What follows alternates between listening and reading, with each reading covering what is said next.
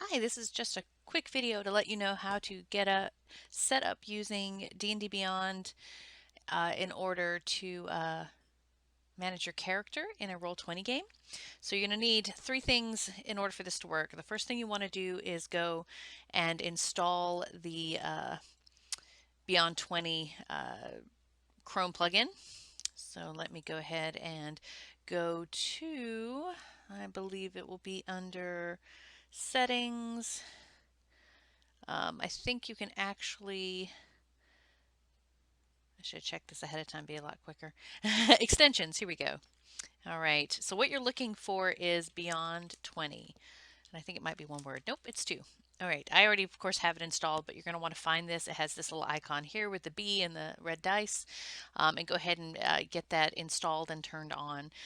Once it's in there, we can look at the settings for it by just going up here to the top right. And I think we can just look at options, and that'll give you an idea of, I don't want you guys necessarily whispering anything. Roles tend to be public. But there's just a few options here you want to make sure are turned off. Like you don't want to have force crit turned on or anything of that nature. So just kind of look through here. I like to have mine set up so that it asks if I want advantage or disadvantage, but that will slow things down a little because you get a little pop-up box. So if you have problems with that, then you can just turn that off and just go to the just normal roll and just roll twice if you have advantage. But once that's set up and you see this little red icon in the top, you're pretty much good to go. At that point, you need to be logged into the Roll20 campaign. This is just one I ran over the summer, the end fight with the dragon here. So you just need to make sure you're logged in. You do want to go to the settings in Roll20 since we use Discord to talk, and make sure that your audio options are turned off. So let's see here. I've got no video or audio turned on in here, and that's just so you don't get extra feedback because Roll20 is picking you up, and so is Discord. Otherwise, the rest of this should be fine. Then you'll want to open your character in D&D Beyond. This is my ranger in a game I play. And if you have this little Beyond 20 icon up here and you have Roll20 open and this open all in Chrome, you should be able to at this point just click on the thing you want to do and then roll with Beyond 20. So I'm going to go ahead and roll. Now I have it asking me if I want it to be normal or advantage, so I get a pop-up here. We'll just do a normal roll. And you can see I just attacked with my crossbow. That was a real good shot. I think that would have even hit that dragon AC. This also applies to things like skill checks. I want to do an acrobatics check. I can roll it in Beyond 20. And see, this is why some people don't like that pop-up, because it can get pretty annoying. And there's my acrobatics check.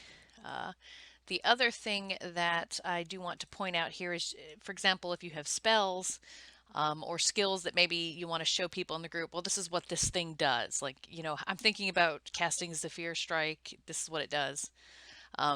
You can also display it. So right below the cast button is a display in VTT.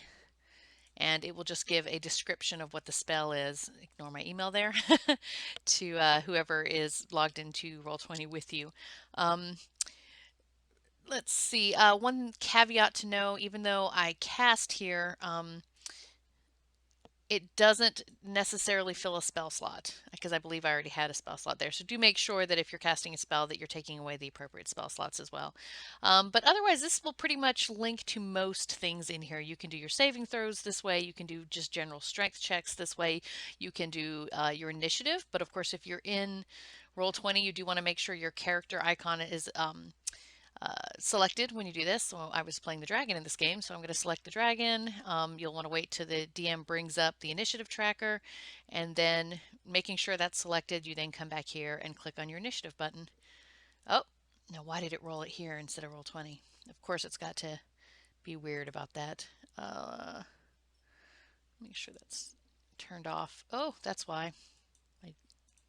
So that was good that that showed up because unfortunately Beyond 20 now has this, not unfortunate, it's fine, but they have these virtual dice now. But since we don't use those virtual dice, if you have those turned on, they will mess with the system. So click your character portrait and turn off the dice rolling beta if you're using Beyond 20. So now I should be able to click on initiative. and actually get an initiative in here. There we go, and it added my character to the list in turn order. I think that's most of what you need to know just to get started. Sorry if this is a little rambly, but this is basically how we run our game. Most people either have Discord open in another browser or they have it open on their phone, just whatever works best for you, so you can join the discussion as well.